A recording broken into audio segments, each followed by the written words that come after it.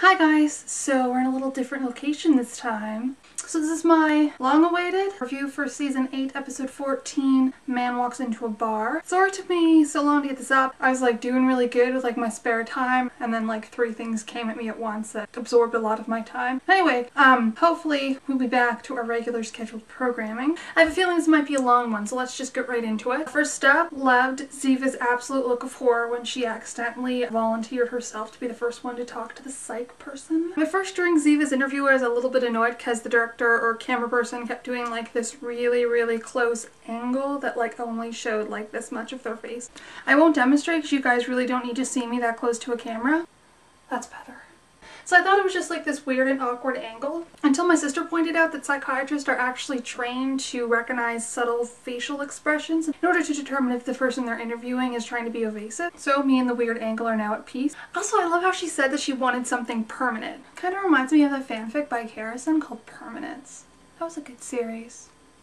On a higher note, one of the best things of this episode was definitely the high level of flashbacks. I'm gonna tell you guys a secret. In my opinion, the NCIS seasons as a whole, collectively, have just gotten progressively worse over the years. Speaking at least of season 6 and 7, we've had a lot of really good episodes like Truth or Consequences, Heartland, Alia, there was some good stuff in there. However, like overall, I just haven't been as impressed as I have with earlier seasons. I don't know if I've just gotten more critical and like the older seasons just have that nostalgia factor going for them. But like season 6 and 7 just didn't do it for me. 8, however, has been better than 6 and 7. So though this probably won't beat like season 3 as my favorite season, I think it's just gonna be collectively as a season better if they don't script the finale and like how they always have like a plot leading up to the finale and the premiere and like the last 4 episodes of the season. If they don't screw that up, I think they have like the makings of a really solid season. But yeah, anyway, to see like Silver War and Swak like on screen, like I just squeed. I don't know why I got so excited, but I just squeed. And also something interesting that both McGee and Abby, their flashbacks contained like things pertaining to each other, so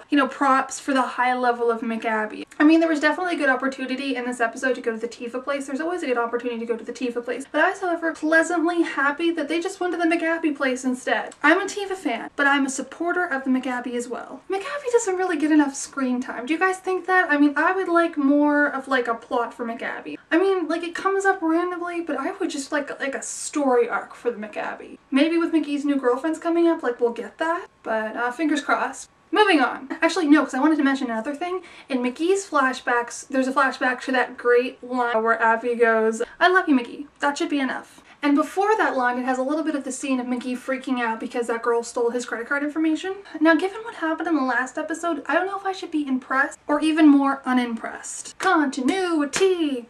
People. Now, moving on. The Tony flashbacks might have been the best because they contained the new scene, which was brief but appreciated nonetheless. And a credit to Jane Sparrow on here for pointing out a very cool fact that there is actually a Man Walks Into a Bar joke in the episode 9 for an Eye, which is what the new scene came from. And in this episode, there's a Man Walks Into a Bar joke, and the title is Man Walks Into a Bar, and it's cool how it all ties together. Points NCIS for that. Another thing about that scene, I would like to point out that that vending machine is haunted. Definitely haunted. I've dealt with many vending machines over the years, and I've learned that if anything goes awry, the vending machines don't just spontaneously surrender the candy 5 minutes later. You usually have to go all like Mortal Kombat on the machine, and even that doesn't work sometimes. Vending machines aren't that smart. No! I also love how the point of the case was to get Tony and maybe also Ducky to reflect on his life. And what he wants most in life is just something to show for it. And Ziva wants something permanent. I mean, the most obvious solution here is just for Tony and Ziva to get married, have kids and a dog, and then she'll have something permanent and he'll have something to show for his life. Everybody wins. Anyone?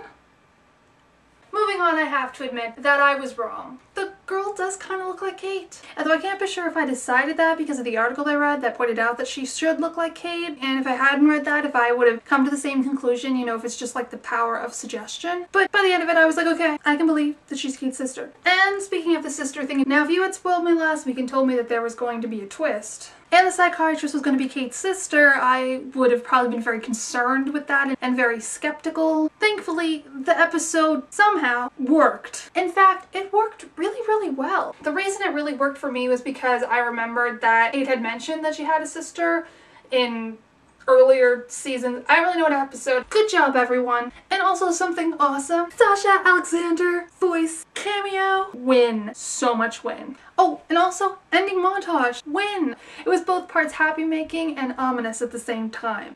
I'm gonna give it a 4 out of a possible 5 calf pals. You know, because, you know, it's a clip show, but it's still like really high up there. It's still a really good clip show.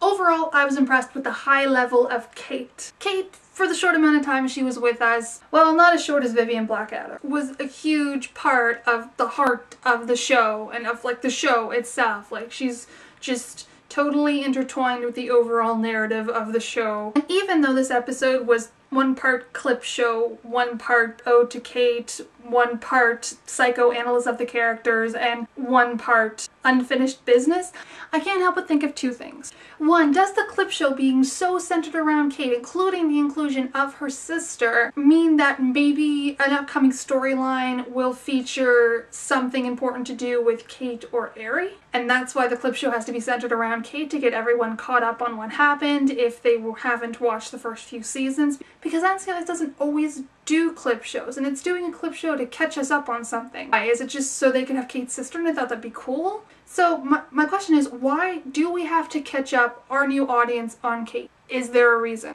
And two, Gibbs told Rachel that Ziva was the one to shoot Aerie.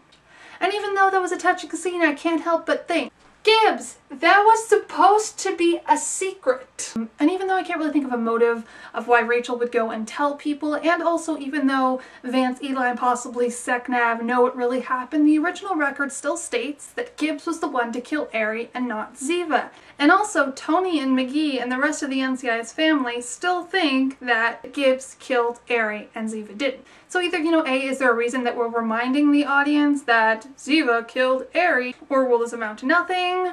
I can't help but think that because it was brought up again, that it's somehow going to come back and haunt Gibbs and Ziva. I still think that Gibbs killed Kate. And I wonder if Gibbs spilling the beans to Rachel and also reminding our new audience that Ziva was the one to kill Kate. What?